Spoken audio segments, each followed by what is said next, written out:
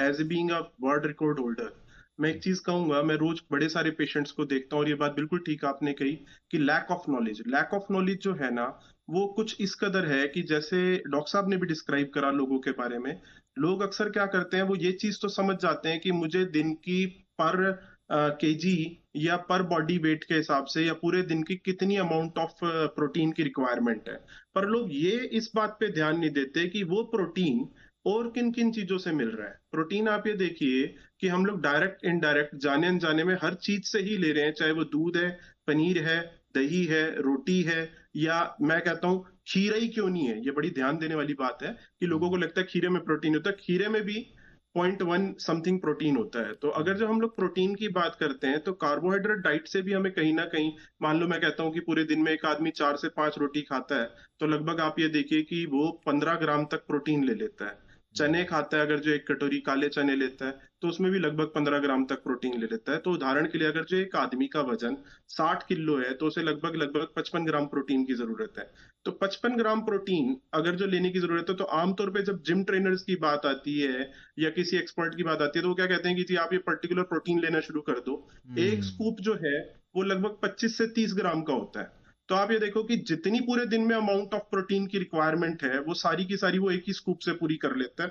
और उसके बाद वो अपनी प्रोटीन रिच डाइट भी लेता रहता है, क्योंकि उसका जिम ट्रेनर ने कहा है कि to make a healthy body कहीं ना कहीं प्रोटीन ज्यादा लेना शुरू कर। तो बिल्कुल। देखिए यहाँ पे आके एक कैलकुलेटिव प्रोटीन लेना जरूरी है और चिकित्सक के साथ, अपने डॉक्टर्स के साथ कंसल्ट करना जरूरी है कि कितनी बॉडी है, और एक डीप नॉलेज की जरूरत है।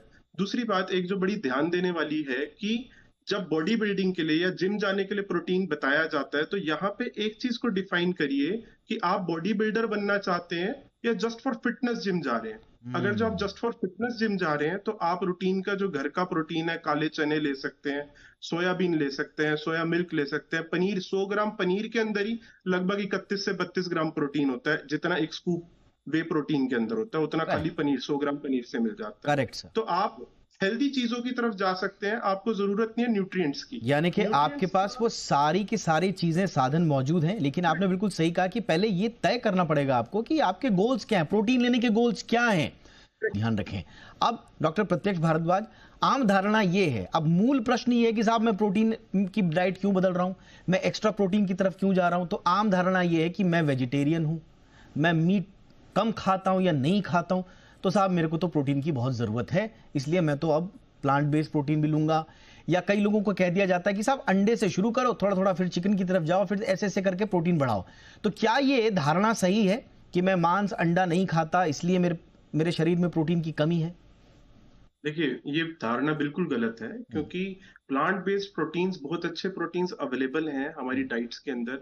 देखो मैं एक, दीपक जी, एक चीज कहूंगा कि जब बात सप्लीमेंट्स लेने की आती है या जब बात आती है कोई विटामिन लेने की, तो कहीं ना हमारे जो हम लोगों के अंदर कमी है कि हमें लगता है कि हमें जब कह दिया जाता है यार ये विटामिन पर्टिकुलर लोगे ना इससे तुम सेहतमंद हो जाओगे, इससे तुम्हारा दिल मजबूत हो जाएगा। पर excess of everything is injurious, अत्यधिकता हर चीज की कहीं ना कहीं नुकसान दे सकती है। लोग इस चीज के ऊपर ध्यान नहीं देते, उन्हें लगता है मैं इस पर्टिकुलर विटामिन को खा के सुंदर बन जाऊंगा, इस पर्टिकुलर विटामिन को खा के सेहतमंद बन जाऊंगा। तो जब प्रोटीन की बात आती है तो सप्लीमेंट की रिक्वायरमेंट ही क्यों? अगर जो आपको रिक्वायरमेंट आपको लग रही है कि सप्लीमेंट लेना चाहिए, तो एक सवाल अपने आप से यहाँ पूछना जरूरी है कि मुझे सप्लीमेंट, मैं अपना जो खाना खा रहा हूँ, आप देखो जब हम लोग गूगल करते हैं, लोग हमेशा गूगल करके ये चीज निकाल लेते हैं कि मुझे कितना प्रोटीन लेना चाहिए। क्या वो ये चीज नहीं फाइंड आउट कर सकते कि खाने की कितनी मात्रा में किस चीज के अंदर कितना प्रोटीन है? बिल्कुल। वो भी अगर जो कैलकुलेट कर लेना, तो आप ये देखिए कि मैं अगर जो अपनी बात करूं, मेरा अपना वेट लगभग 78 kg है। मैं लगभग पूरे दिन का अपना, जब मैं प्रोटीन काउंट करता हूं तो पूरे दिन के अंदर खाना मेरा इतना हो जाता है जितने प्रोटीन की मेरे को रिक्वायरमेंट है। तो मुझे नहीं लगता कि ऐसी कोई जरूरत है कि हम लोग किसी भी एक्स्ट्रा किसी सप्लीमेंट की तरफ जाएं। सप्लीमेंट्स की जो मार्केट चलती है ना, वो यस सर। हमेशा इस बात को लेकर चलती है कि इसका कोई साइड इफेक्ट नहीं है, ले लो, हम्म। आपको बेटर इफेक्ट ही होगा। पर यहाँ पे कहीं ना कहीं हमारे रूल रेगुलेशंस के अंदर कमी आ जाती है। बिल्कुल। एक्सेस की हर चीज की साइड इफेक्ट होते हैं, एक्सेस प्रोटीन अगर जो लिए जाते हैं।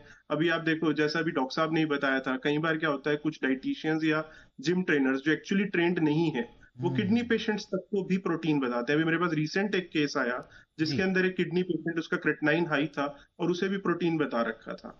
तो यहाँ पे आके ना कैलकुलेट करना, किडनी में मुझे अगर मैं लगता कोई है कि समस्या मुझे लगता है देता हूँ कि शो के आखिरी हिस्से में एक बहुत महत्वपूर्ण मुद्दा आपने उठा दिया और इसको मैं समअप करूं तो एक तो फिटनेस इंडस्ट्री का रेगुलेशन और न्यूट्रिशन के बारे में सही एजुकेशन